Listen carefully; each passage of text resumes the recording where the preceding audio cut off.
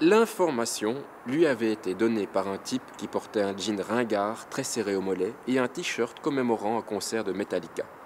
Ce type fulminait devant l'entrée de la boîte parce qu'un portier d'environ 1 tonne ne voulait pas le laisser rentrer. Il balançait quelques insultes en se tenant à distance, il apostrophait ceux qu'on laissait rentrer, puis il avait attrapé la manche de celui qui nous intéresse dans cette histoire et qui à ce moment n'allait pas très bien. Il sortait d'une sale histoire avec une fille ni très jolie ni très gentille, mais dont il avait été follement amoureux au point d'avoir essayé de mettre fin à ses jours en avalant une lame gilette quand elle l'avait quitté pour un crétin qui tenait un vidéoclub. À ce moment, au moment où l'amateur de heavy metal lui avait attrapé la manche, il croyait qu'il allait mieux. Son œsophage avait cicatrisé et, du moins le croyait-il, son cœur aussi. C'est justement parce qu'il croyait qu'il allait mieux qu'il s'était dit qu'il allait sortir, qu'il allait se changer les idées, que ça lui ferait du bien et que peut-être, on ne sait jamais, il allait même pouvoir draguer un peu.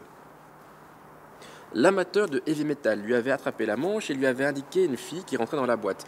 Pourquoi il avait fait ça, peu importe. Toujours est-il qu'il lui avait indiqué cette fille, le vrai prototype du canon qui sort le samedi avec des copines, un pantalon taille basse blanc, l'ombre noire d'un string, un débardeur pêche, une chouette peau bronzée recouverte d'une mince pellicule de crème Glance Effect et des cheveux acajou avec des mèches. Waf.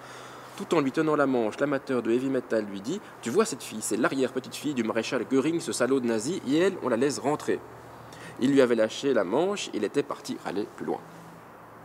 Celui qui croyait aller mieux et qui était mieux sapé que l'amateur de heavy metal et qui avait une plus jolie gueule aussi, qui avait l'air plus normal, avait réussi à passer le barrage de plus d'1 tonne qui surveillait l'entrée et il s'était retrouvé à l'intérieur. Tout de suite, il avait essayé de retrouver l'arrière-petite-fille et il l'avait repérée près du bar discutant avec un gars. Celui qui croyait aller mieux mit la main dans sa poche pour toucher les 2 gélules de somnifères qu'il avait eu un mal fou à se procurer et qu'il avait emporté ce soir avec lui dans un but très précis et qui trahissait le fait qu'en réalité, il n'allait pas mieux du tout.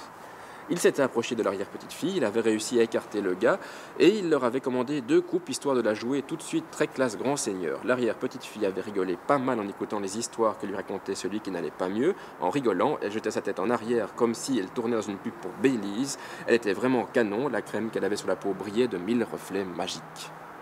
À un moment, elle dit qu'elle ne se sentait pas très bien. Celui qui n'allait pas mieux lui dit qu'elle allait prendre l'air avec elle. En la portant à moitié, il se démerda pour la conduire jusqu'à sa voiture, puis jusqu'à son appartement.